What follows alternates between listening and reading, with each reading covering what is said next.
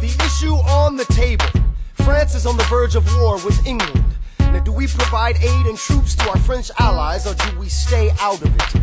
Remember, my decision on this matter is not subject to congressional approval. The only person you have to convince is me.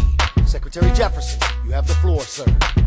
When we were on death's door, when we were needy, we made a promise. We signed a treaty. We needed money and guns and half a chance. Who provided those funds? France.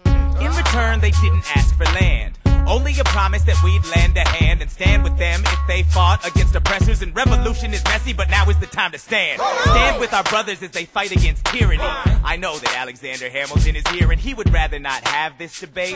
I'll remind you that he is not Secretary of State. He knows nothing of loyalty. Smells like new money, dresses like fake royalty. Desperate to rise above his station. Everything he does betrays the ideals of our nation. Hey, and if you don't know, now you know, Mr. President. Thank you, Secretary Jefferson. Secretary Hamilton, your response. Come on, let's see it. I would love to hear it. You must be out of your goddamn mind if you think the president is gonna bring the nation to the brink of meddling in the middle of a military mess. A game of chess where France is queen and kingless. Who signed a treaty with a king whose head is now in a basket. Would you like to take it out and ask it? Or should we honor our treaty, King Louis's head? Do whatever you want. I'm super dead. Enough.